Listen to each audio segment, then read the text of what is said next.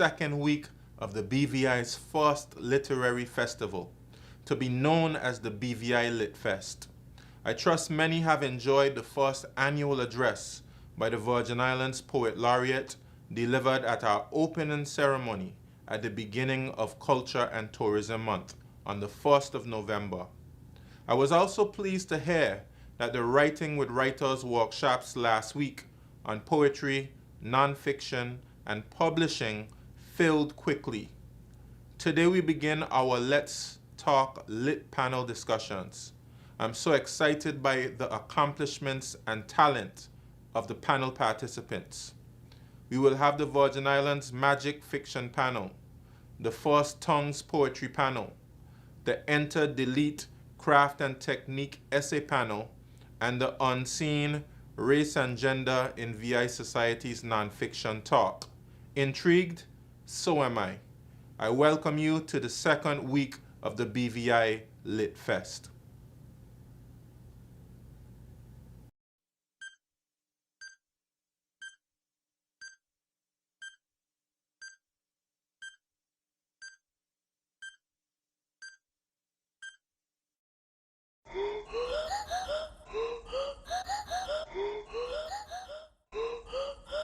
Welcome to the 2021 BVI Literary Festival.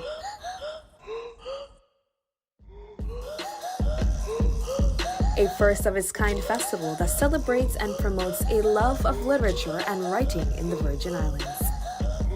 This week's event features a Let's Talk Lit panel discussion series with authors, essayists, and poets like Andre Bagu, Amanda Chukwan, Amilcar Sanatan, Tammy Navarro, Tiffany Yannick, Cadwell Turnbull, Raymond Antrobus, Des Seaburan, and Kinesia Lubrin.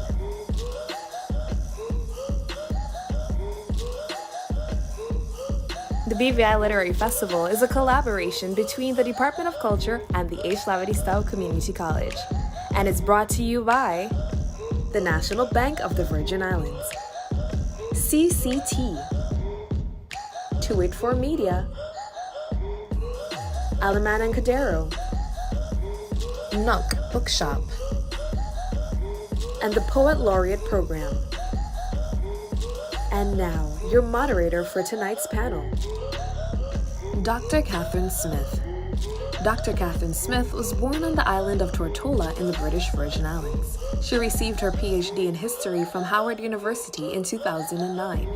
Dr. Smith began her employment at the H. Lavity Stout Community College from 2008, where she served as lecturer and senior lecturer in the Department of Humanities, Social Sciences, and Communication, and later on as Deputy Director and Acting Director of the Virgin Islands Studies Institute at the HLSCC, all over a period of 11 years. During that period, Dr. Smith also served on the boards of various nonprofit organizations and on national committees related to matters of culture and heritage. Between 2014 and 2018, Dr. Smith provided leadership and oversight through a nonprofit initiative entitled the Association for the Preservation of Virgin Islands Culture and Heritage for the implementation of all aspects and phases of the African Burial Ground Restoration Project at St. Philip's Anglican Church, British Virgin Islands.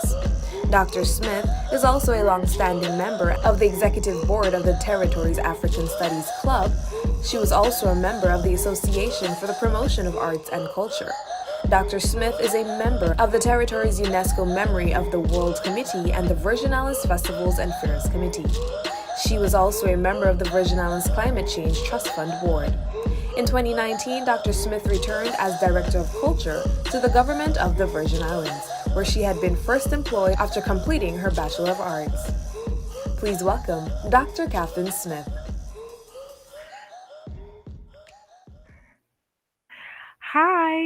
Hi, good evening, everyone, and welcome. I'm so happy to be here and very proud of the BVI's very first literary festival. We at the Department of Culture have been excited about collaborating with the H. Lavely Stout Community College to make this literary festival happen, and this is just the first. And of course, especially proud of working with our Virgin Islands Poet Laureate, Dr. Richard Georges, who's been especially important in organizing this. And that program was actually established last year in the first Culture and Tourism Month during November. And here we are in the second annual Culture and Tourism Month. And this literary festival is, of course, a first within this second annual month. Okay, everyone. I will be the interviewer for the evening, and we're in this Let's Talk Lit Talk. And at this point, I really want to welcome Dr. Tommy Navarro, and we will be speaking about her book entitled Virgin Capital: Race, Gender, and Financialization in the U.S. Virgin Islands. And so let's welcome Dr. Navarro. And I'm so excited about this discussion. So many dynamic, factors are going to come forward regarding our modern, the continuities between our heritage of enslavement and colonization with the realities that we face today. And so now I welcome Dr. Navarro to please begin and start us off with a special reading.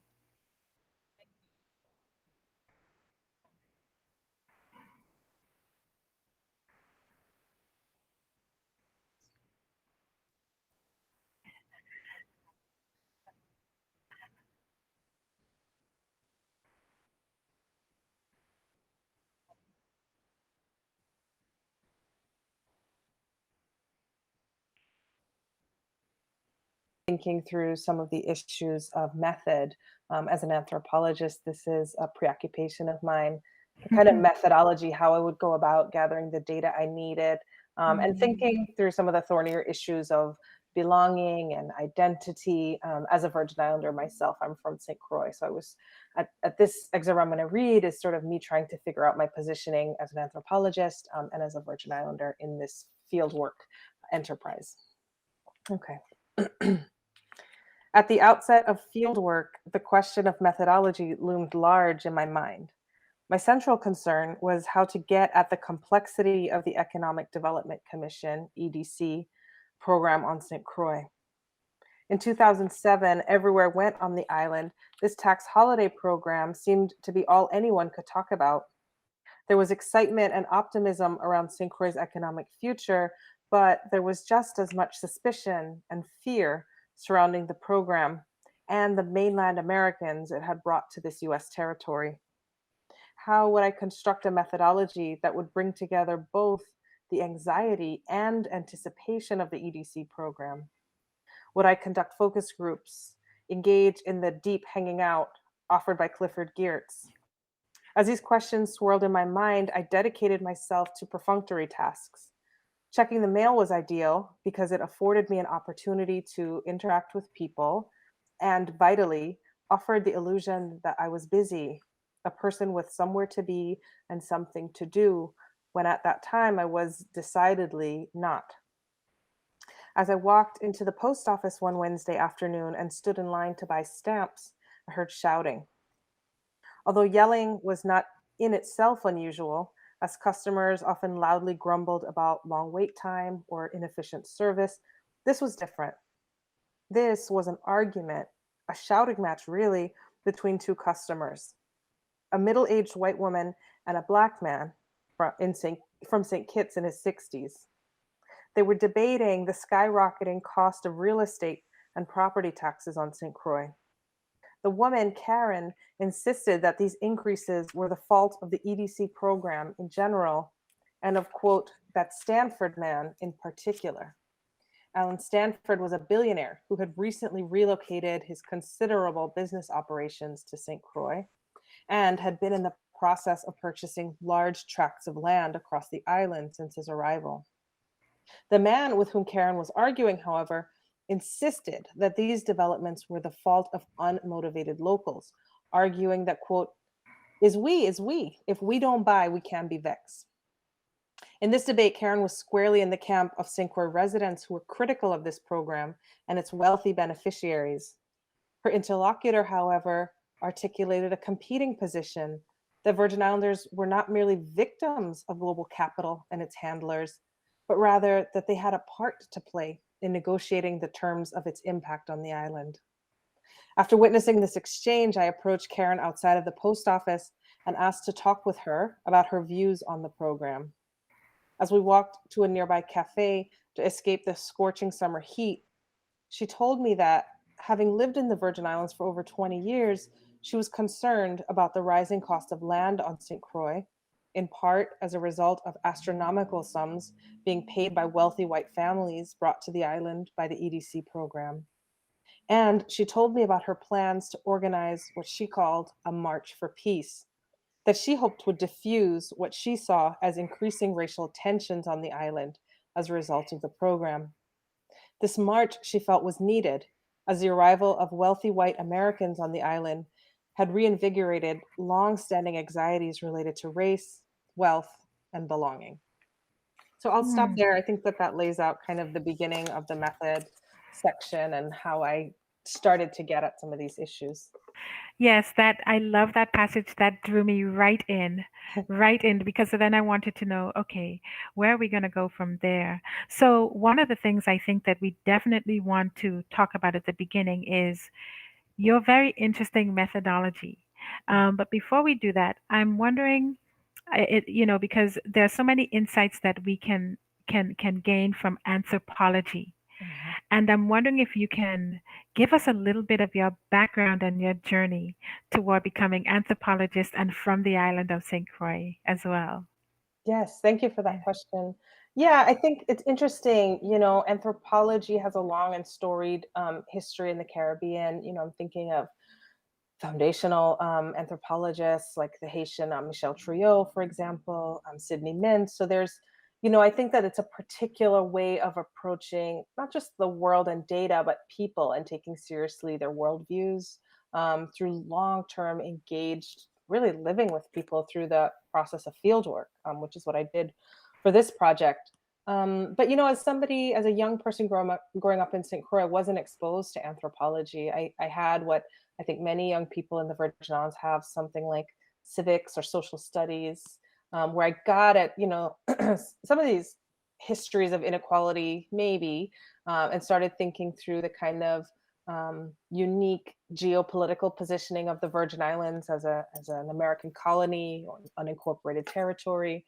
So there was some of the beginnings of the kinds of concerns that inform anthropology, but I didn't learn that word, and I wasn't introduced to that discipline until I left the Virgin Islands, actually. And I went to undergraduate college. I went to university in Connecticut, where I sort of just stumbled into the anthropology department because those were the courses that I found really exciting. Those were the courses in which I was reading ethnography Mm-hmm. about communities of color in sub-Saharan Africa, in the Caribbean, in Europe, and seeing, if not geographic continuities and similarities, thematic and theoretical continuities about dispossession, colonialism, right? All of the things, or many of the things, I should say, that I had lived and felt that I was still living in the VI, I saw them in communities that were completely removed, or so I thought, geographically, right? But connected by these histories of empire, these ongoing histories of empire and possession, and what became my later, intellectual interest in capital flows, right? That these spaces are connected on purpose, right? And it's a kind of obfuscation when we live in these places not to see the connections between, a place, financial centers in a place like London or New York and St. Croix, right? So it's the people living in these spaces that don't sometimes experience the connections when in fact they are structurally very connected and necessary for each other to kind of continue to exist and be lucrative. So it wasn't until college that I really began sort of thinking these things through. But even at the outset, I wasn't necessarily, I don't want to say drawn to, I think I wasn't courageous enough to think about being someone who took up the Virgin Islands as my field site. My early projects had to do with Jamaica, and I was very interested in race and gender, some of the same kind of lenses that I Yes. used for this project, but I was really interested in dance hall culture and kind of popular culture more broadly. But I felt at that time, to be a real anthropologist, I had to go somewhere else. I felt the kind of burden of objectivity. I was grappling with that quite a lot, and it felt somehow, I don't know, it felt like I wouldn't be a proper anthropologist if I just went straight to the Virgin Islands. And I thought I needed to kind of test these skills out elsewhere. So I did some work in Jamaica. The wonderful Jamaican anthropologist Deborah Thomas, who is, amazing, has published widely, and continues to publish widely in anthropology. Mhm.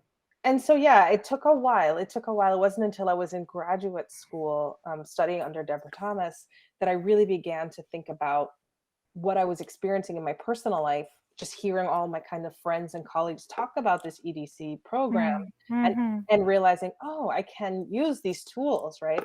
As Zora Hurston talks about, going back to her home site, also, applying her anthropological tools to her home site.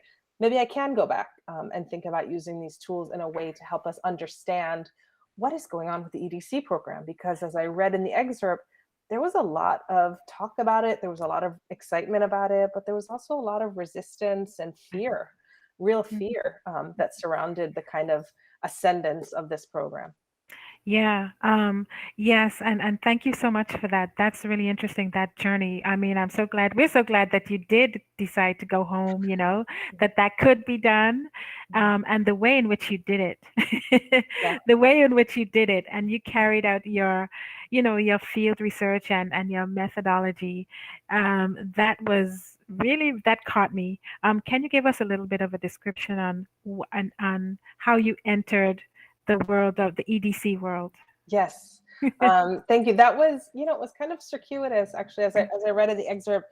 Like many anthropologists and anthropology students, I think there was a bit of kind of flailing around at the beginning, kind of going to the post office and shuffling around, just trying to kind of establish a day-to-day presence in something so amorphous, right? The field. We read about people who go to the field, but for me, it was like, what do you do on a Monday morning, right? And Right. so I kind of constructed a schedule for myself, and a lot of it, um, John Jackson, the anthropologist, has written about this, the kind of um, nerves that it takes to really begin field work, because you have to cold call people. You just have to pick up the phone and say, can you make time to talk to me? Would you be willing to do that? And so there was a lot of that at the outset. And some of those cold calls resulted, in my participation in what was then called the St. Croix Economic Summit, back in 2007, which was hosted by the University of the Virgin Islands. And Mhm. I was there just sort of helping out as a volunteer, but that really allowed me kind of an access point to a lot of these EDC beneficiaries, one of whom was Alan Stanford, who Mm. at that time, back in 2007, was leaving Antigua and just beginning his kind of presence on St. Croix. And so it was at that summit in 2007 that I met him and some of the managers that would become crucial, to my methodology. And so I was able to set up appointments with some of them, and really have kind of sustained conversations, just trying to explain for a lot of them, what are you even doing here? What is anthropology? You seem smart. Why are you, always hanging around? Like, what are you actually doing here? So it was just kind of, trying to explain the project, in a way that made sense to them, and trying to explain why it would be beneficial to them to kind of tell their side of the story, and give a sense of what they thought they were doing in the territory, and how they Mm. were helping, if that's how they saw their presence. And through those conversations, those long-term conversations, developed what they would go on to term, these 2 internships, which were unpaid. And it was really interesting. So I spent half of my week for those, about a year and a half. Half of the week I spent at a really small kind of hedge fund, which had about less than a dozen employees. And the other half Right. of the week I spent at Stanford Financial, which was growing. I mean, there were dozens and dozens. It just felt like weekly. It was kind of ballooning. Like, you couldn't tell where the new the new office would be. They couldn't buy real estate fast enough to open up new locations across Mm. Christiansted and across the island more broadly. So I had Mm. this kind of very interesting balance between a really small um, financial management office, where Mm. everybody was kind of very informal, knew each other's name, would eat lunch together, and the very kind of structured, and it was curated to be formal Stanford Financial, where, in the dead of summer in August, you're wearing stockings and I'm close-toed telling shoes you. and the blazers, and I you're just know. like, everyone is dying, but this is the kind of aesthetic, and that this is enforced, and this is Yeah. the sort of way of operating. So I had this interesting balance, and I would spend time in these two spaces, just really talking with my colleagues, talking with, and I know we'll talk about this as we go on, but the Mm-hmm. mostly young women who were there, we would just, Right. I mean, we would commiserate and collaborate on projects. Like I would kind of try to contribute to various reports and things like that. Not particularly successfully. I wouldn't say I was, a huge asset to their work lives. Right.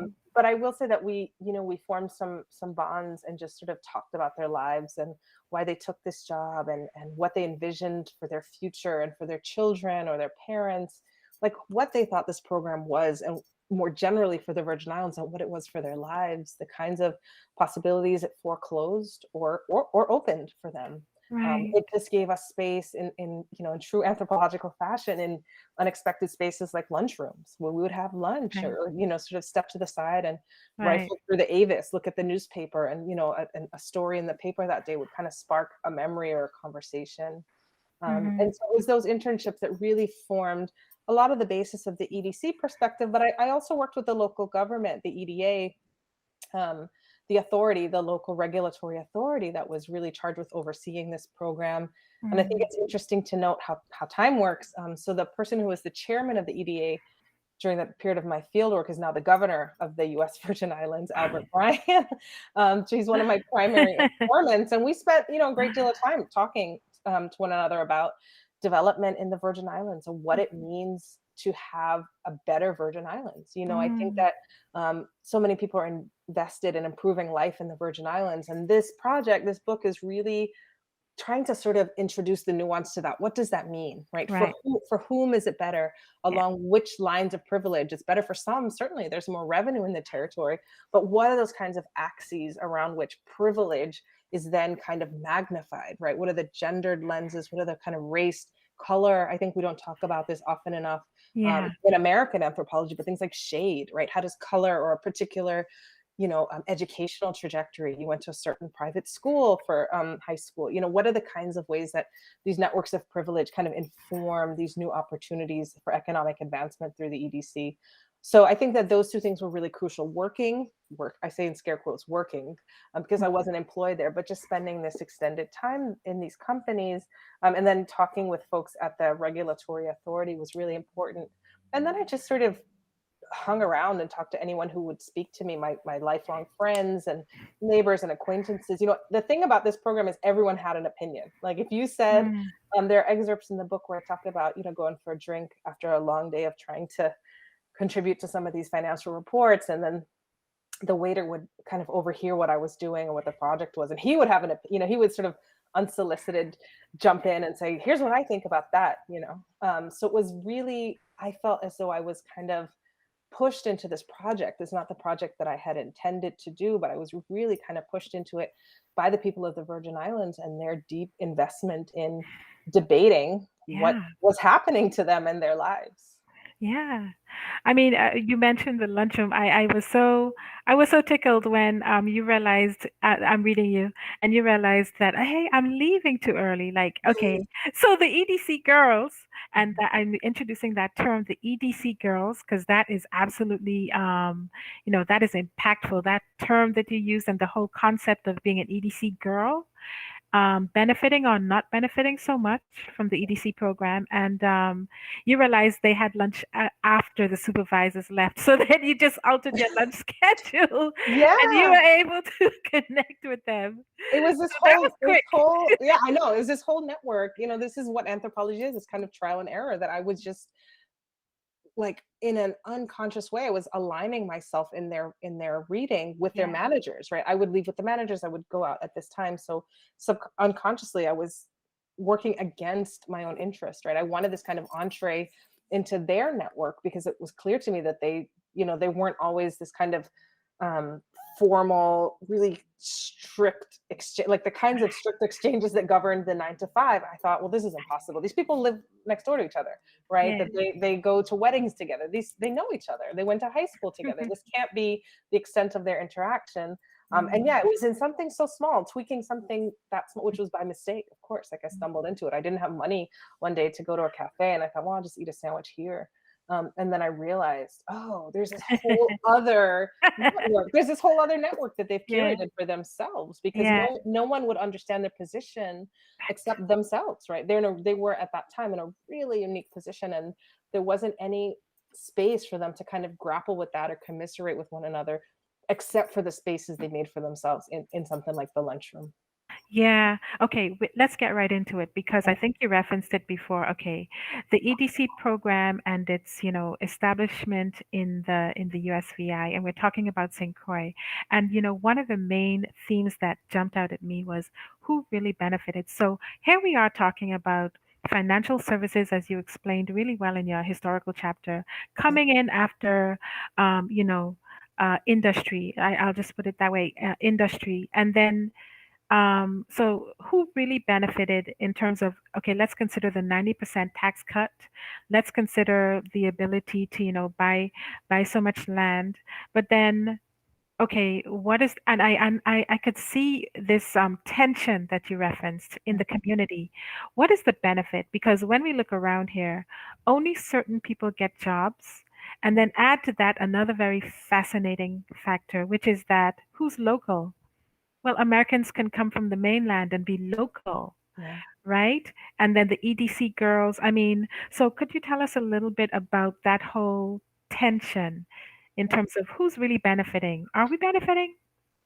Yeah, I mean, I think that that's the question. I think it's an open question, and I hope that this book is a kind of Yeah, salvo in, reinvigorating this conversation because I think it's one that Virgin Islanders are deeply invested in. I think who's benefiting is a very, as I say in the conversations I had with then EDA Commissioner Brian, that's a really tricky and prickly question. Who is we, right? If we say we are benefiting, I spend an entire chapter of the book talking about the impossibility of saying who we are, right? I right. know you have a similar thing in the BVI. You have Yeah, belongers and non-belongers, but there's a right. long ongoing history in the USVI of trying to grapple politically with, you know, legally the kind of legal definition of a native Virgin Islander, ancestral Virgin Islander. That this is something that comes up every couple of decades, and it just really demonstrates the deep wounds, I think, and investments that people have. So when you say who's benefiting, right? Are we benefiting? I think that we is so troubled and continues to be so unstable. And I spend a lot of time just trying to articulate some of those divisions between who us is and who they are, right? I don't think that we can clearly say, particularly in a space like the VI, where, as you say, mainland Americans have the same passports, and there was all kinds of um, how to say circumvention around these local hiring requirements, right? Such that people like Stanford would fly in employees and have them stay the required number of days. You had to spend 180 days in the territory to be legally counted as a Virgin Islands resident. So there's all kinds of creativity around how do you get to 180 days and what counts as being on the island. Does the tarmac count? Maybe. So there was a lot of circumvention. There was a lot of creativity, and there's a lot of frustration on the part of Virgin Islanders Yeah, who said, come on, like we live here yeah, and you're saying that this is for our benefit. But again, the us right. is so, it's impossible to say that it's good for us when the us is Americans, the us is Virgin Islanders, when there is, in the kind of um backdrop of coloniality, it's impossible really to kind of delineate a space of exception for ancestral Virgin Islanders, for native Virgin Islanders. That doesn't even exist. um Mm, when we look at the lens of politics or the legal realm. And so that was tricky and that was painful for a lot of Virgin Islanders yeah, who saw money coming into the territory. I think it would be a mistake to say, this is a terrible idea and it just, was bad for everybody in the Virgin Islands. It was great for a number of people in the Virgin Islands. I think for some of these EDC girls who were able to capitalize on these forms of privilege that they had, or even right. folks who sort of managed to penetrate these networks, they were able to amass capital. I mean, these are well-paying jobs, Mm, particularly for the space that we're thinking of, the Virgin Islands, which is largely St. Croix, I should say, is a largely economically depressed space. It's a really different economic reality than a space like St. Thomas or St. John. Like the tourist market does not exist in the same way, which right. is why so much of the fieldwork happened on St. Croix, because the program existed across the USVI.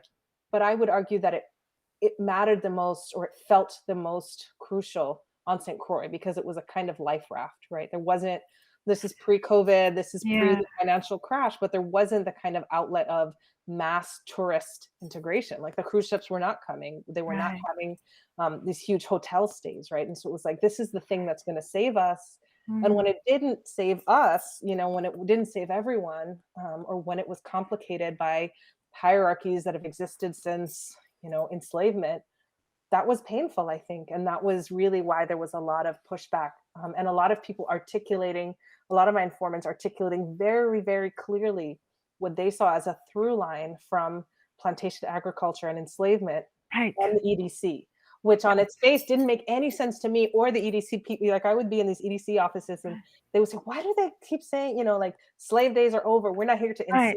enslave them, right? And it wasn't the physical shackles, but it was, Virgin Islanders that I talked to articulated a really clear connection between the kinds of economic dispossession, racial Mhm. capitalism, Mhm. exclusion from all kinds of opportunities around race and class. Like these hierarchies that they saw operating almost from time immemorial, they really connected it to this new economic opportunity of neoliberal development in the EDC. And that was something that I had to really work through and think through. And that's how this, one of the things that I really try to use as a tool in this book is this notion of spectral time, right? It's just a way for me to think about how do I frame the fear? I mean, people were really scared and anxious, and they would see things like their property tax bills going up, by thousands and thousands of dollars because there are now mansions next door. And folks on St. Croix would point to spaces like St. John, and say that's a kind of specter that, well, they got priced out. So why couldn't it happen here? Why won't it happen here? And so that's why I opened the book with this exchange between Karen and Mm. the man in the post office, because it was that immediate, it was that popular, it was a thing that people would scream at each other about and say, we're losing our island, right? Mm. And Yeah. again, for this white woman who's from the States originally to be kind of in the camp of us, like we must hold on to the Virgin Islands. I mean, it's a really confusing space until you begin to think about who the us is, and it's really about an investment in Virgin Islands culture, in Virgin Islands history, and kind of Virgin Islands belonging outside of this economic program. Right. And that's what we meant when, there are so many complexities to it. I mean, and you're talking about, yeah, here in the Virgin Islands, BVI, I would say, the discussion on belonger status is, it's a big topic. But I saw in your book that it had actually been defined in the USVI. There was actually a definition. But not So, passed. Defined but not passed. Yeah. So we in the US Virgin Islands have this long, we're up to 5 now. We've had these 5 constitutional conventions that have happened. The most recent, I think there's another one that will be coming up shortly, but the most recent one happens during the period of my field work in 2007, 8. And it's this attempt to have all these community forums and to cobble together yeah. what does it mean to belong? What does it mean? Is there a date? Can we pinpoint a date? Are there a series of Yes. identity markers? Like, what does it mean really to be a Virgin Islander? And through painful, I mean, Right. really like blood, Right. sweat, and tears, and a lot of difficulty, hard conversations, folks were able to cobble it together a definition. And I think that what happens demonstrates the limits of sovereignty in a colonial space. It's then sent to the White House, it's sent to the US federal government, to Congress to be Mhm. ratified, right? They have to approve it, that there's Mm. no way to pass a kind of legally binding definition of Virgin Islanders outside of sending it to Congress, Right. which of course they dismiss it out of hand, so it doesn't pass and it doesn't it doesn't mean anything. Yeah. So there's no kind of legal protection around things like the real reason for the most recent attempt to define this native virgin islander was to do things like protect land purchases, Yeah. right? So that somebody like Alan Stanford couldn't come up and buy up the entire island, Right. or protect employment opportunities, right? So a few decades ago, it was the creation of the casino industry. So we had a casino hotel Right. that wanted to come in, and there was Yeah. all this again anxiety and fear about, well, what if all this money comes in and all these states had people come and take the job. So this kind of attempt to carve out these spaces of protection for Virgin Islanders, Yeah. all of this happens in the territory, but then it gets sent to the mainland Right. to be approved. And of course, it's not going to be approved, and it isn't, and it hasn't been to date. And so that Oh, has been hard. That has been hard. I mean, talk about dispossession, eh? Yeah. Talk Yeah. about dispossession. And yet, it wouldn't even be that apparent, and there would be questions as to why are you why are you referencing the period of enslavement and colonization, and we can see it so clearly. The dispossession. I mean, coming back to who really got jobs, the EDC girls who were, coming from a certain privileged background, with a certain, color and all of that, and they were in their 20s and 30s. So look at that, like that you've lost opportunities if you didn't fit into that kind of category. And then in addition, as industries faded away and financial services, came to the fore, you also lost out. I think there was an exodus, or what are you going to do? What you were working in, like, so there are all kinds of like dispossessions happening here, and it's yeah, that's why I think that your work is so powerful, because it's really bringing that and giving voice to that, right? Thank Giving you. voice Yeah, to and that. Yeah. I so appreciate that, because for me, what I'm trying to do is contextualize what has happened, right? Because I think it provides a kind of, it's like a translation almost, because for Virgin Islanders who are saying things like, slavery days are over, you're not going to come and do this, you're not going to take our islands. It's really what it felt like for me was a language barrier, a worldview barrier, and I'm trying to translate these kinds of, historicize the concerns and the anxieties, and I use racial capitalism to kind of be the decoder to say, look at the ways from slavery to piracy to colonialism. Look at the ways that Black people in the Virgin Islands have been, as you rightly say, dispossessed. Look at these histories. It's the same people benefiting,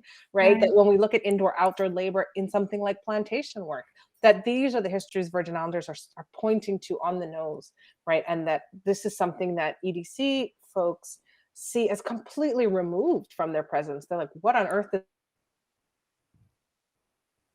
too? And it's a very kind of Wall Street mentality. But for Virgin Islanders who are so steeped in this history, the St. Croix in particular is a space where you have to pass any number of plantations or kind of Right. ruins, historical ruins. Yes. It's not to say like it, some of these spaces were in or kind of juxtaposed next to plantation spaces, right? And so to not understand the import of that history and people's kind of day-to-day lives and worldviews, I think requires a disconnect or kind of myopia, right? And so this is a kind of translation, I'm hoping, for people to understand these are the histories people are pointing to. This is why the objection makes sense for them, right? Because it's a completely different engagement with time, with wealth, with capital, with race. And it's complicated, but it makes sense. There's a kind of logic of capital that has persevered and prevailed over time, such that, if I said this person is an EDC girl on St. Croix, Right. most people on the street could kind of pick out who that person would be. And that has to do with these histories of stratification and material kind of privilege. And one of the things that I was really called to task on when this book was being reviewed by my anonymous reviewers at the press was, you need to say more about your positioning, right? Which is, how did you come to know all of this? Well, I came to know all this because I went to high school with a number of the people who would become my informants. I'm also mixed race. And so the kind of lighter skin that's prized by this sector I had, right? So I had to think about how I was going to navigate some of the forms of privilege that I had, while being upfront about my anthropological interest. And so it was in being offered, even though I was an anthropologist and had no idea. I mean, my inability to be useful in financial projections cannot be overstated. But I was offered EDC jobs, right? And that was Mm. how, before I went to grad school. And that was how I really thought, oh, I need to look at this. I need to look at this because there's something there about who they're looking for. There's Yes. kind of history there that is coming, that is not just history, but instead is coming to inform this present, and not just the present, but the future, what people are able Yes. to go on to do. I write in the book about a weekend away that an EDC employer flies a bunch of people to Las Vegas, and I kind of tag along as somebody's plus one. And the kinds of connections people are able to make and spaces they're able to be exposed to, those opportunities did not exist outside of the EDC program in the Virgin Islands at the time I was doing this work. So it mattered a lot, and it mattered a lot who was able to kind of penetrate these spaces of privilege. Yeah, and so at this time, I'm going to preview a little bit into our second session because I think we're about to take a break. But we're going to talk about the EDC girls and the kind of conspicuous consumption that was expected of them. Not that they necessarily, were able to do that so easily, but that was those expectations were there. And then what gave me a little chuckle was that there you were. I think I have a direct quote here driving around in an old battered car much of the time Yeah. where that wouldn't have been what would have been expected of those girls, Mhm. right? But then you find that your background is a little bit similar. You talk about being biracial and et cetera, and of course entering the EDC world. So that gave me a little chuckle. But I think we'll break here and then we'll come back and the conversation will continue. We know that where you choose to bank matters, and it is your vote on what your funds do in strengthening our community. As your official Bank of Paradise, we invest and support the lifeblood of our economy by helping in the realization of personal goals for homeownership, education, and entrepreneurial visions, which support small businesses. We make it our place to connect with persons and worthy causes, and we have been doing so for more than 30 years. Where your money goes and what your dollars empower are your choice. And we thank you for choosing us, a bank that gives where it matters the most, for you, for our community, and a happier tomorrow. From all of your neighbors at the National Bank of the Virgin Islands.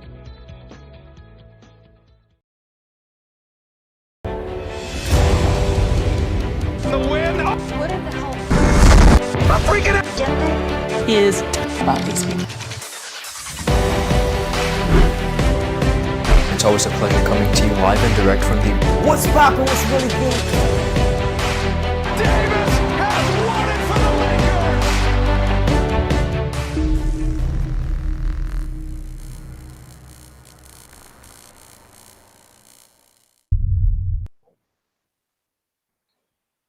Hi, welcome back again, and happy to have you with us again. We're here with the very insightful and analytical Dr. Navarro, Tommy Navarro, and we've covered such interesting topics that really I think that her work has brought voice to the dispossession that was and is being experienced by many of the Black population on St. Croix, and then the whole EDC world.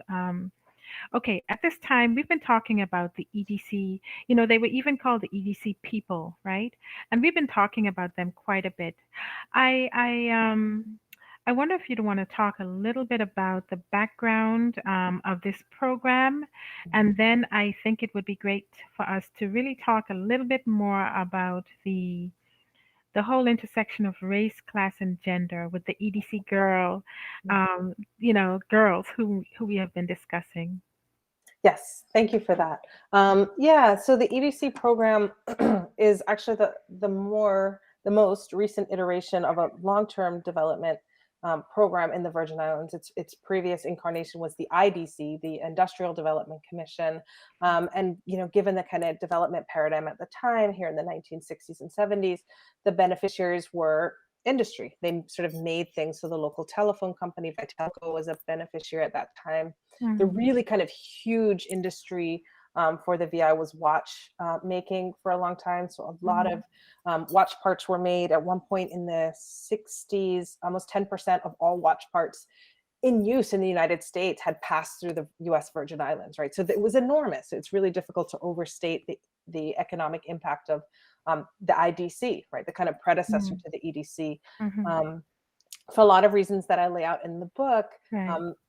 the development paradigm really shifts away from industry, and people are looking to development that has what was called at that time a lighter footprint, right? So they wanted things that were less kind of heavy industry and that were smaller, kind of more nimble, so a hedge fund or financial management company could come and just kind of get a space and begin to operate more quickly without such a large impact environmentally or otherwise, which I should say is interesting for the Virgin Islands because St. Croix has an ongoing difficulty with, like today, with its oil refinery and thinking Yes. about that as a path forward. So Yeah. there are complications, but broadly speaking, we move away from industry throughout the region. This isn't unique to St. Croix or the VI. And we're looking at these kinds of, in Barbados, we have the informatics sector, so things like data entry, and Carla Freeman has written about very similar kinds of girls, right, young women that are really targeted as employees. We see this happening in the VI with the EDC girls. And so these are young women that are Mm. seen as really kind of the most desirable candidates for employment in this sector. And many of them get their jobs through things like word of mouth, right? So they go to what's, the right school, the right private school, and someone mentions, oh, there's an internship for the summer job, which can lead, after graduation to a full-time job, or they're going to college with kind of family friend who mentions, oh, this new EDC is coming down, just give me your resume and I'll make sure the right person sees it. So there's all of this kind of networking drawing on, because to get to that right school, was kind of incredibly expensive, prohibitively expensive for many Virgin Islanders. So to have access to penetrate that network of just going to the right high school, the right private high school, already meant something about what kinds of class positioning you had, which is of course, class in the Caribbean is of course connected to something like race and color, right? So people always say race, class, gender, but I say, Right. in the Caribbean we have to talk about color and Yeah, shade and that's last name, right? Last name and kinds of the histories of right. privilege that are so impossible to understand if you don't have a real kind of deep engagement with these communities. Because you can say, at the nexus of race, class, gender, you can kind of tick off these three things. But if you don't really dwell back to the import of anthropology, if you don't really dwell in a space, it won't make sense to you why a certain last name comes with a kind of cachet, right? And that why that would be tied to a long history of being a member of, for instance, the merchant class, right? Which would mean that you had more capital to go to this school, which would, so that's a kind of domino effect of privilege that many of these young women were able to capitalize on. And it's also tied, just really quickly, it's tied to this kind of history of the feminization of labor, right? So it's the race, Yes. class, color, but also, we see in something like in Mexico, the Maquiladora program during the kind of factory boom in an earlier moment. But the ways that young women are seen as really ideal candidates, right? That they will they're somehow more reliable than men or somehow better suited to these kinds of jobs. A lot of the jobs on offer to Virgin Islanders were not, chief hedge fund trader in charge, but in fact, more things like support staff positions. So they would Right. be office managers, administrative assistant, executive assistant. So they were really support positions and doing the kind of labor that for many of them who were overqualified and had degrees in economics and could speak the kind of language and support their managers in really crucial ways, they felt underemployed, right? They felt that they were not, in fact, being taken seriously or able to use their skills. They felt they were just being paid because these companies were legally required to have a certain number of local employees, and that was Right. their role to fulfill. And so there was a lot of complexity there between being desirous of these well-paying positions and being frustrated at their kind of marginalization within. So there's a privilege that they have, but there's a kind of marginalization even within this world of incredible privilege. Yeah. What was so impactful to me was the continuity as well. So I'm a historian by trade, and I do actually really love cultural history, but especially social history. And, just sitting there being able to make the link, and you did have a chapter on the historical background between getting into relationships, quote unquote, or being forced into them with the, planter, the male, the patriarchal figure that was so dominant in the plantation society, that sort of pushed out the black male, or certainly, there was this, if I'm following the thought of Beckles and those historians, this effort to really, kind of shift, and it in some ways perhaps it did, the identity of the black male on the plantation, from provider and protector, the feminization of the black male, the infantilization, etc. But with the woman, one of the avenues out, of course, would have been these relationships, quote unquote. And we have a planter here by the name of George Martin who had 20 children with 10 different enslaved women. And we can, clap for him because he, passed on property. But what were those women really doing? And where were the black males? They were trying to create a better life because their children might possibly be free and have better opportunities. The close, even the sort of, and I'll wrap this up now, but even the sort of standard of beauty shifted toward the planter. So it's an abnormal switch. We normally see those of us as most beautiful, but because of the colonization and enslavement background, the lighter skin, the straighter nose, I think the straighter hair became the standard of beauty in such an abnormal way because of that history. And then to see that follow through, as you clearly explained in your book, because when we look at Caribbean studies, we'll say, oh, that faded away. And then, it became more about, your job or your income, and now things are, different.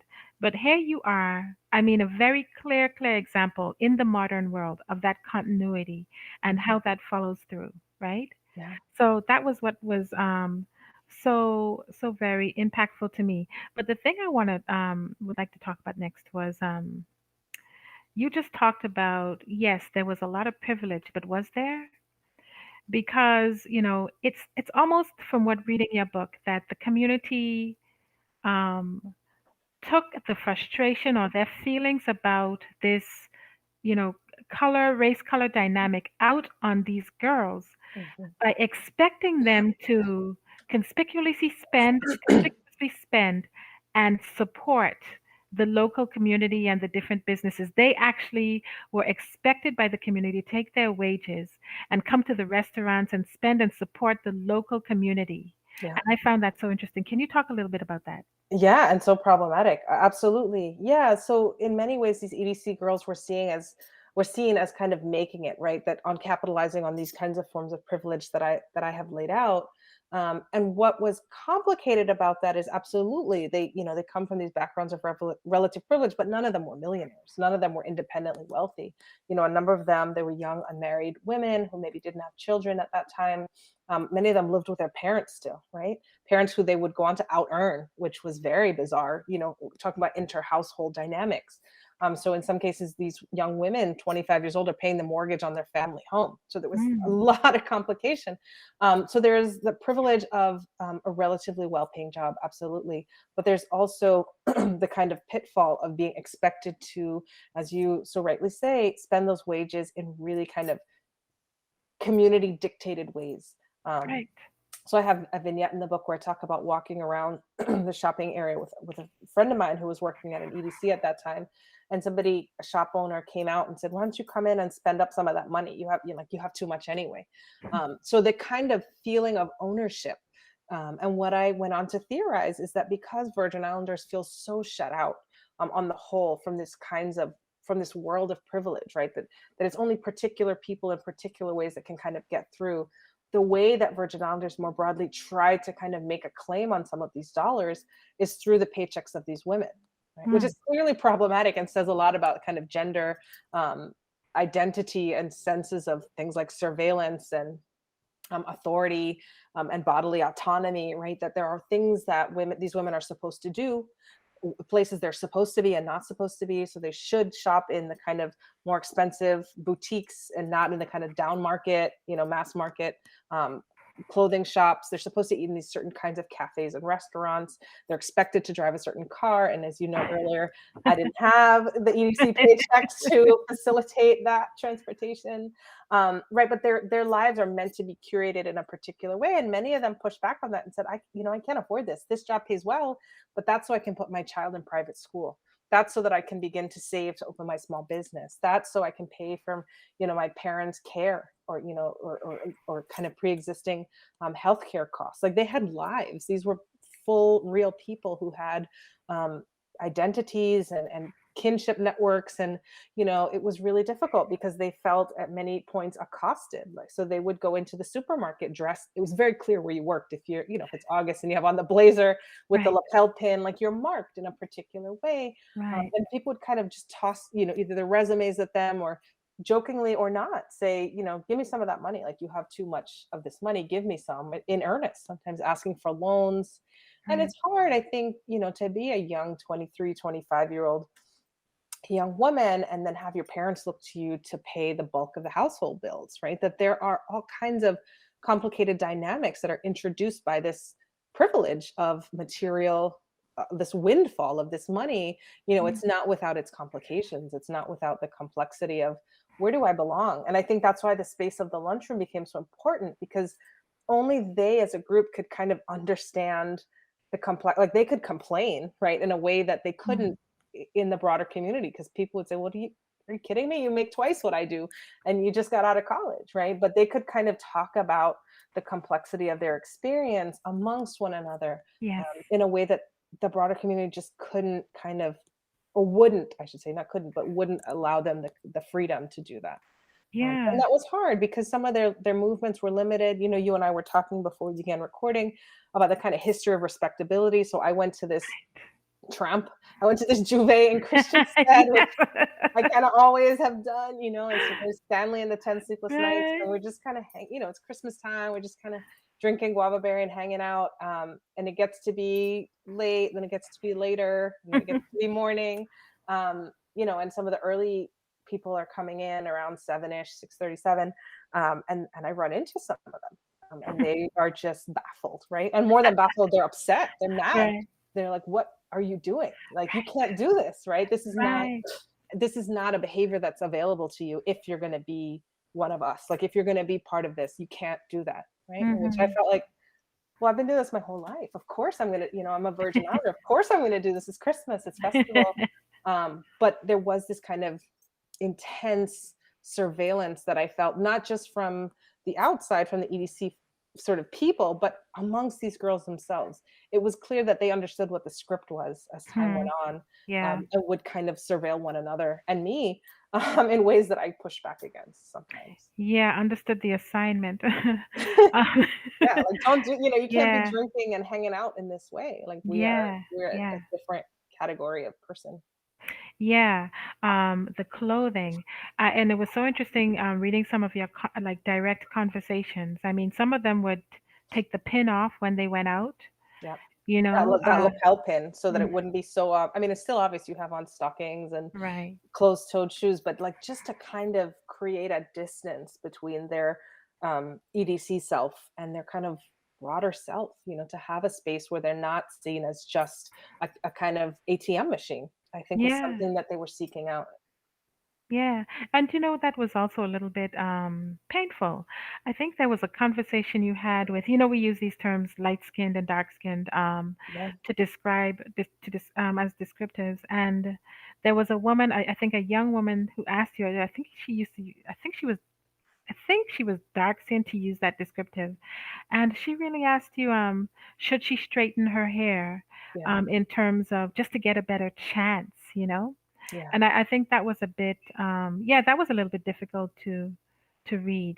Yeah. Yeah, and to live. Those were some of the hard Yes. strategic, I mean, these are strategic people, right? That they were able to get these positions not by being unaware of the forms of privilege that they exist in, but this woman you're talking about, who I call Larissa in the book, everyone has a pseudonym. Hmm. Um, yeah, she was working at Stanford at the front desk, and she wanted to get this thing called a texturizer. So she had natural hair. I did Right. too at that time. And she said, "Oh, your curls are so nice. Like, mine are so tight. I think if I just loosen them, maybe that would be helpful, like in fitting in and kind of moving up the ladder here." And that was hard. It was hard Mhm. because it made sense. First of all, it was hard because I understood why we Yeah. were having this conversation. Of It wasn't a course. kind of illogic, but it was heartbreaking to think about the fact that this could mean more food on her children's table, right? If she performed this identity better, right? Better, that there was a possibility that it could mean a raise or a better promotion or better position. So Right. that, I think that those are the things that we have to think about when we say, like, there's the impact of history. Yeah, that's easy to say, but what does it mean for people's everyday lives? Yeah, and I mean that was such an example of it in it just it's impacting your everyday life, and it's so, fraught with the histories that we're coming from. And you Yeah, know what else that we see here? We see that because the definition of colonization, right? What does it mean to be a colony? And one of the impacts are that the colonizers, society is portrayed as superior to yours. Yeah. so that one must reach up to their society, the colonizers' society, to be successful, right? And so we see that the whole respectability argument, like you went to Juve and that's a problem because that is your culture, but your culture is always the inferior. Mhm. And so the colonizer's culture is always the superior. So we see it happening in so many ways. There's a cultural perspective. You couldn't go to the Juve, that's not respectable. And then there's the whole social perspective of, let's straighten our hair, let's loosen these curls so that we can just get this opportunity. Yeah. And just to see those, dynamics sort of playing out in what you were talking about. Yeah. But also, I don't want to let Virgin Islanders, including myself, off the hook that it also Yeah. worked in another way, in that Virgin Islanders had a sense of superiority, sometimes because of their Americanness, their Caribbean Americanness, against who they saw as outsiders. So in the Constitutional Convention, there was Hmm. all of this work, all of this, these derogatory terms of, these Gassels and these Garretts coming in, right? And so Akia Gore has Right. written on this, the kind of the denigration of down island laborers for generations, right, that have come Right. into spaces like the US Virgin Islands, that there's a kind of investment in the superiority of Virgin Islandsness against whatever they are, right? Even though they, it's so funny, would be like the parents. Many of these people were first or Hmm. second generation Virgin Islanders. Their parents came from St. Lucia or Antigua or Yeah. wherever. Yeah. But there's this kind of investment in Virgin Islandsness against that inferior, or it's constructed as inferior otherness, right? That they are this kind of undefined mass of Caribbean folks from elsewhere, and we Virgin Islanders are somehow set apart. And that's why that belonger non-belonger that I was talking about before, that you all have in the BVI, is so complicated, because it isn't just a kind of blackness, right? Black people against white EDC people, but there's Right. all these fractures and fissures within families. I mean, right? So the Right. grandparents would be from wherever, and then the grandchildren trying to sort of get themselves positioned as Virgin Islanders for whatever kinds of benefits that could accrue. So it's complicated, and I think it's dynamic, and it requires a deep engagement with the space, both the historical space and also just talking to people and saying, well, you're saying it's us against them, it's Black people against white people, but then in this next breath, you're Right. saying like these gasos, like we have to get rid of them. How do you account for that? How do you That's- account for that kind of exclusionary thinking, if Yeah. it's the kind of homogenous Blackness that you're valorizing? Right. So, and see, now that goes into the pot, because now we're not talking about color or race. We're talking about, nationalities and that whole discussion. And it's just good to have all voices, because of course, as the ancestral Virgin Islander, one would have a perspective on these massive changes and one's kind of marginalization from one's own, soil. And then on the other hand, there are those coming in and being, so belittled, and, that discussion, and you touched on that in the book also. That's why I'm saying there are so many, dynamics that you bring out. That's another, such like you're saying, that's another complicated dynamic, but it's Yeah. something that's so it simmers and then it comes above the surface. I mean, and it's there. And it You continues to come above and this. So my book is about the EDC, and this about a decade ago. But as I talked about the refinery, this is an ongoing source of debate in the Virgin Islands, like right now. So the Lime right, Tree right now. refinery was, had all kinds of emissions issues and taken to task by the EPA. Like there was all kinds of horrible environmental, public health. I mean, things were being spewed into the environment that we still don't know what they are, but they were clearly carcinogens and chemical, right? And so it's now up for sale, and the government is thinking about, well, can we sell this? Do we have to dismantle it? Right, These things. So that's all to say that yes, my project is about the EDC, but it's about more than that. It's right. about development. It's about what is good for the Virgin Islands. It's Yeah, about how are we going to make this a livable space for Virgin Islanders, whatever that means, Virgin Islanders. How are we right. going to ensure that people can afford to live here and desire to live here? Mm, Which is tough when the history means that the choices that we have are not great. I don't think anyone would say that they're clamoring to have an oil refinery in their very, very small backyard. But when that's the infrastructure you're left with, and that's what's on the table, people would mm. prefer that to having to leave and move to the mainland because they can't afford their home anymore. or Yeah. groceries. The fear of being priced out is very real. And so that's why I think economic development is maybe the most important thing as evidenced by my work, I think it's the most important thing we can talk about, because if you can't afford to live your life in the space that you understand is connected to your identity, then you leave. And leaving means changing who you are in your relationship to the sea and the land and space. So it's not just Yeah. like moving to another state, it's about uprooting your identity of who you are, because you can't eat or live. Yeah. Being priced out, just it's so fundamental, right? And the choices are not great. And then, you can't even get the definition really passed. And what is the protection and the same dispossession that we were talking about? And then you bring the EDC into the picture and the EDC people, and we're told in your book that they never even integrated into the society. They kind of stayed apart. So you see that even now, that's adding another dimension.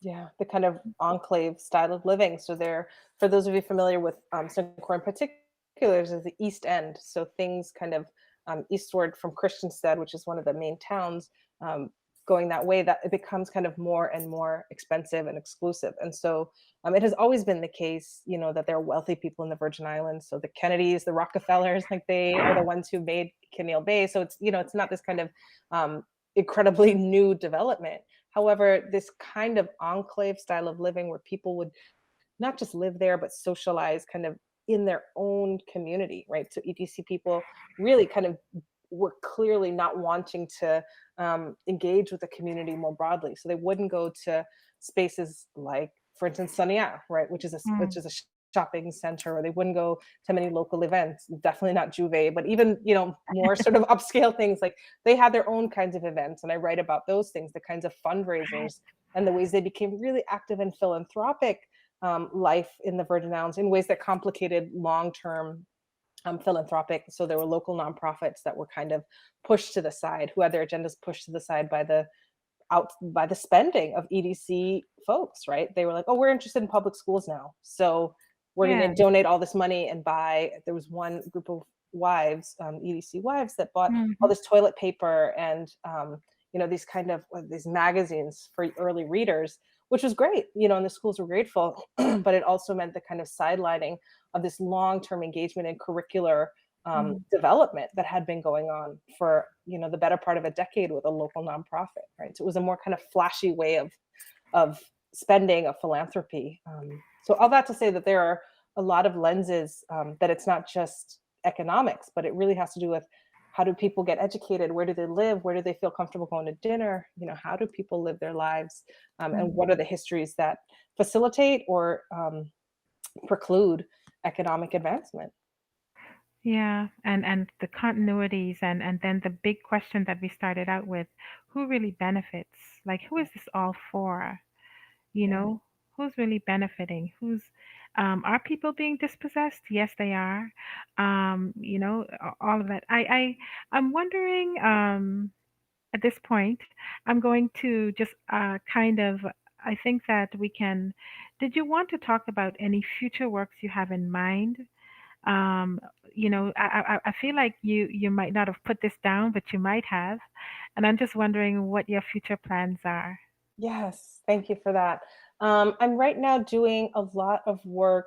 The thing about writing a book is, for me anyway, it took a really long time. And so the field work for this was done a Yeah. decade ago, and I've been writing it over those years. But in the intervening years, new projects have come up. And about 4 years ago, I co founded an organization called the Virgin Islands Studies Collective, with some really amazing artists and intellectuals. So the novelist Tiffany Yannick, the artist Levon Bell, with an incredible philosopher out of St. John, Hadia Sewer, and me. And one of the things that we're really invested in is thinking about pedagogical and educational materials for Virgin Islanders. So my deep investment is K through 12 education and thinking about how we reframe Virgin Islands history so that Virgin Island students engage with it in interesting, real ways. So a transformative experience for me many years ago as a grammar school, elementary school student on St. Croix was reading this text, Clear the Road, which was a kind of history of the Virgin Islands from enslavement. Or so it talked about the fire burn, it talked about Queen Mary, Right. it had the lyrics to some of those songs. And it was like unbelievable to me because we had, on the one hand, our regular US history textbook, which talked about Columbus and George Washington. And that was our go-to. But then this one week we had this like crazy little book, which was Clear the Road, which told history from a completely different perspective. And it really, I think, was the seed of transforming what I thought was possible. We talked about my introduction to anthropology, but my introduction to thinking that Virgin Islanders and their experiences were worthy sources of intellectual engagement, I think began in the 4th grade when I read that book. So, my deep investment is K through 12. Tiffany is really interested in college level material, but just producing material in and about and from the Virgin Islands so that we have more to draw from, more to critique. I fully anticipate there'll be conversation about this book, which I welcome. I just want there to be more material rooted and emerging from the Virgin Islands so we can begin to have a voice. And it's not just kind of mainland historians or mainland anthropologists dropping in and telling us what they've observed, but it's really us kind of grappling with our lives and our destinies and how we're going to move forward. That's so fascinating because I'm doing the exact same thing. Oh. Yeah, exactly the same thing. We just a couple months ago formed a cultural cultural committee, education cultural committee, and we're working with the college and with the education department and curriculum. And well, we have a deeper problem because the teaching of Virgin Islands heritage and culture is not infused through the education sector, especially at the the high school level. But what's not infused in any sector at all is the language of colonization, enslavement, dispossession, but in a way, and heroes, who fought against such and the continuities. Queen Mary, and we have Perrine Georges, and we're actually just starting this discussion. So what you just said is really interesting to me because there are no materials like this, and so that's why there's no consciousness and thinking of it in a certain way. I know you're experiencing the same thing. Yeah. So just the creation of these materials, even if they're imperfect, right? Even if they don't capture all the perspectives, but just beginning to let Black people and Virgin Islands people think through the experiences of their ancestors, the experiences of themselves, what they hope for their children or future generation of Virgin Islanders, I think is invaluable, right? That some of these materials are made both by us and about us, I think is just transformative. That 4th grader, went on to think about the Virgin Islands as a site of intellectual inquiry because I saw that it was possible, because someone had written a textbook about it from the perspective of Black Virgin Islanders. So it matters very much. And I think that I'm so glad to hear that you're also working on this because it's not like history is kind of, parenthetical. We're continuing to create that history, and we have to continue to contribute to an archive of Virgin Islands life and history. Yeah. Okay, I think about this time we're gonna go to another break, and during our next session, I think we're gonna see whether we have any questions, and then we're gonna get into that. Great. Thank you. Thank you.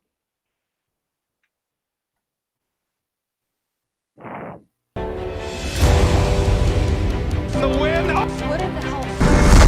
I'm freaking out. Is broadly speaking. It's always a pleasure coming to you live and direct from the What's poppin'? What's really good?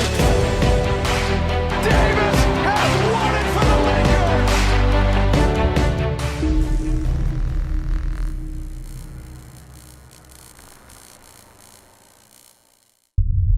We know that where you choose to bank matters, and it is your vote on what your funds do in strengthening our community.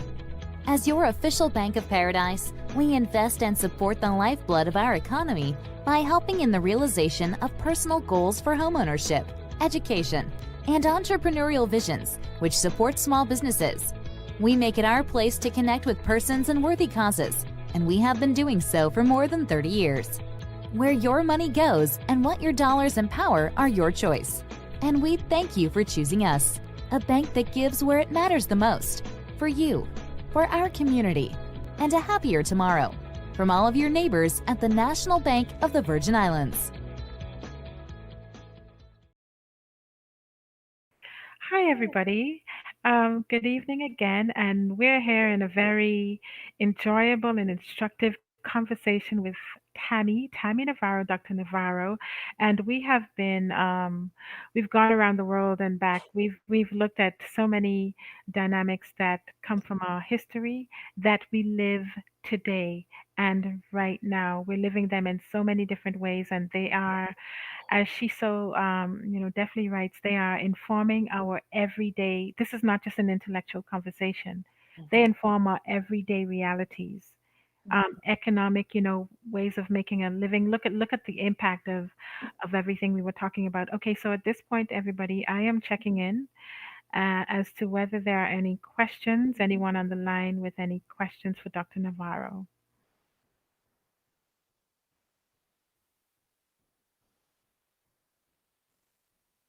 We'll check in on that and we see if we have any questions for Dr. Navarro. And if there aren't any questions at this point, I really think that I hope that this would be just the beginning. And it's always good to have a beginning. And it's really good to kind of bring this kind of conversation into the public discourse. As you know, Dr. Navarro, it's not there. It's not there enough. This conversation isn't there enough. So I'm looking at this as a beginning, and I'm hoping to see much more of this. Perhaps we can do this again because it seems, I mean, there are so many things in common, right, between our BVI and the US BVI, right? Yes. Yes, so many things. I mean, so many things you spoke about here are relevant to the population right here in the BVI, and we've always had a connection ever since the earliest days of the plantation period, and even before with the First Nations. Yeah. There's always Well, been you think about the geographic proximity, from the distance between St. John and Tortola is not great. And so many of the families, have traversed just to make a living, and to that water wasn't necessarily a divider, but just a space of sort of traveling, where people could make a living and make a And what life. are these divisions anyway? I mean, have we been balkanized by the European powers? Like, But where we are can't these? talk to each other because you're British and no, but that's Right. true. Yes, I want to give you the opportunity. If there's anything we didn't touch on, or if there are any words that you want to leave with our listening public, please do so.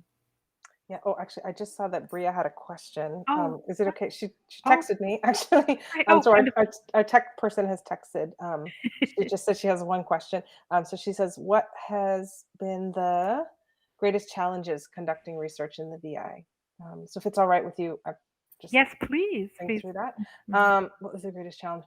I would say the greatest challenge for me at that time was feeling that it was a worthy enterprise, a worthy intellectual enterprise. I knew it was important, because, as I say, I had kind of been pushed into this project by Virgin Islanders who wouldn't, like, it was just, I felt like I was bombarded by it. So I knew it was important, but I wasn't certain that I was the right person to do it. I felt that maybe I was too young, or, I Mm, wasn't pedigreed enough. And, I had a very particular sense of what an objective anthropologist would look like and what they would do. A lot of the anthropological work that I really leaned on heavily, it was done by a white Danish anthropologist, Karen Falk Alwig, who had done foundational work in yeah. St. John, and I was like, well, this is different. I wasn't that.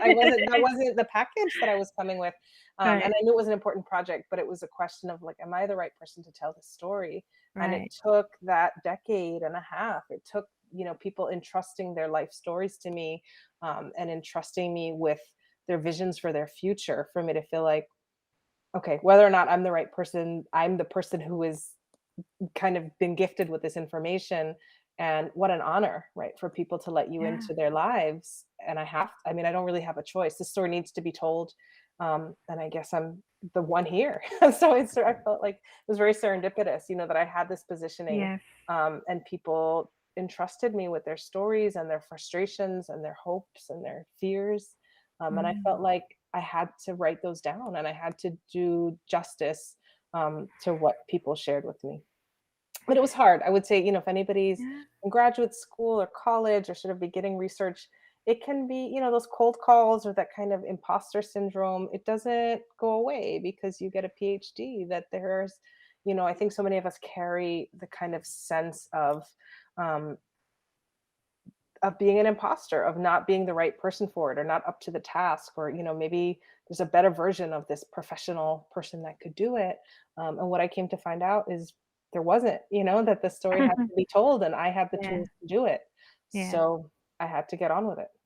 Yeah, I mean, and anthropology, the view of anthropology, the Westerner who comes to, the the village in South Africa and lives for like 20 years and marries and then takes notes and then totally writes, this objective account. I've always, well, the issues of perspective, voice, and bias. And so Mhm. that's why I started with talking about how special it was that you are an anthropologist Yeah, and you come back home yeah, to do the work of anthropology. I mean, it doesn't get any better than that, at least in my thought, because yeah, yeah, with the whole field of anthropology. But you yeah. struggled with it. That's interesting. Yeah, and I was gifted again by people who had come before me. So people like Zora Neale Hurston, who is today taken up, as a literary heroine, absolutely rightly so for her novels. But she's trained as an anthropologist with, who's known as the father of American anthropology, very problematic, but really foundational figure, Franz Boas at Columbia, a Mhm. white man. Mhm. And so she comes into her authorial voice. She finds her voice as a writer through Mhm. anthropology. And she goes home to her community in Florida, and she starts collecting what she calls Negro folk tales and songs. So she's collecting lyrics and she's singing alongside because she knows the lyrics. It's like I know Queen Mary, I know some of the Stanley and the 10 Sleepless Nights songs. So in that way, she's able to kind of do that participant observation. So she's able to get a fuller kind of rendering of what these songs, what these stories mean to people's lives. But that was a gift to me to realize someone had done it. Someone had done it before. And within anthropology, she's being taken up more as a kind of forebear. I would think more broadly, her novels have just been so impactful that that's Oh not. yeah. I wouldn't say that that's her primary positioning. Most people, if you say Yes. Zora Neale Hurston, they think she's a novelist. Yeah. But for me, really clinging on to the fact that she had a successful anthropological career in doing a very similar kind of work, it gave me the courage to kind of pick it up and carry on. That's wonderful. Yeah. Yeah, I think that was a really good question actually. I'm wondering if our tech on the line, Yeah. have any more questions for us. Okay. Okay. I will try to find it. Sorry, I'm trying to find the question.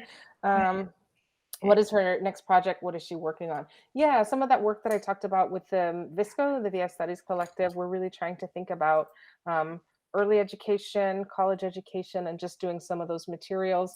I continue to be interested as an individual. My research project, I'm really wanting to look at belonging and think about what that Mm, very loaded word means. So we've talked about belongers, non-belongers, but just for me, what it means good. to think about what does the word belonging kind of get at, right? It's not a kind of Right. political passport holder belonging, but what is, kind of investment in land, investment in history. Mm, I want to think outside of a political framework. So I'm not looking at constitutional conventions where people are kind of debating these things in the political realm, but I'm just interested in when we say I mm. belong to the Virgin Islands, that there's oftentimes a kind of, it seems almost mystical sometimes, connection to land and Yes. maroon communities, and I really want to get at some of that. So I think extended field work and thinking through some of the political and legal, but more than that, I just want to hear people's voices on what they understand as their connection to the Virgin Islands. And in recent years, so many, the census data came out last week, and the population of the Virgin Islands has dropped dramatically. So I want to look at what happens when people leave or are forced to leave. Oh. Okay, so that's really, really okay. So you are okay. So that's what you're looking at in the next work, and in addition, of course, the work that you're doing in education. Okay, so thank you for adding that because I don't think we got that before, and that is such an important piece of work. The question of belongership, belonging. You know, what does it mean? Okay, let's check in again. Sorry, I think the internet was unstable. Oh, was it okay? Oh, no, okay. So I was just saying thank you for talking about your next work, like Yes.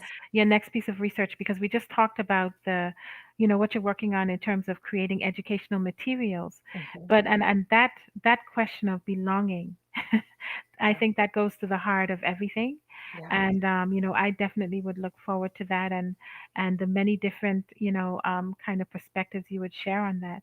Yes. Yeah, are there any other questions for us? I should check the chat as well, actually. I don't I see don't know any if we more. can.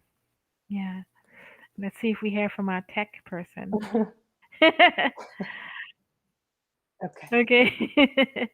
Okay. This has been absolutely, just so, I don't know, instructive, informative. Can you talk to us a little bit? Do you want to leave us with any thoughts, actually? Are there any thoughts you'd like to leave us with tonight? Um, I would say I think that curating spaces, excuse me, like this one that you all are making and co-creating with authors are so crucial, right? I've talked about some of the work that I want to do in the kind of educational realm and in early education, but something like this, which is so new and I know from building projects from the ground up, there are all kinds of missteps and it never begins perfectly, but I think the kind of courage that is demonstrated in making a space like this where authors who are emerging from and writing about the Virgin Islands, broadly speaking, can come together. I think it is incredibly important. And I feel so honored to be part of this conversation and to share that, I share this work often with anthropologists internationally, but to be remotely in the Virgin Islands and to be in conversation with Virgin Islanders about these issues, people who are living this every day, Yes. is so crucial. So what I would say is that, it's such an honor to be part of a space like this, and the continuation of creating spaces like this, I think, is what we need, where we're able to kind of bring the voices that we want to hear together in conversation so we can get at the things that matter to our lives, and to the ways that we see the world. Yes, yes, to the heart of everything, and finally, kind of fill that space, speak up, speak out. And thank you so much for those encouraging words. And because, you're right. There are difficulties with beginnings, but, it's important to continue with this important kind, with this kind of work. And so, Dr. Navarro, thank you very much for being with us this evening. Thank you. And, this will not be the last time. Good. Good. This was wonderful. Thank you so much for engaging with the work. Thank you to those watching who asked questions. And I look forward to the continuation of the festival. Thank you for including me. Thank you. We know that where you choose to bank matters, and it is your vote on what your funds do in strengthening our community. As your official Bank of Paradise, we invest and support the lifeblood of our economy by helping in the realization of personal goals for homeownership, education, and entrepreneurial visions, which support small businesses. We make it our place to connect with persons and worthy causes, and we have been doing so for more than 30 years. Where your money goes and what your dollars empower are your choice. And we thank you for choosing us, a bank that gives where it matters the most, for you, for our community, and a happier tomorrow. From all of your neighbors at the National Bank of the Virgin Islands.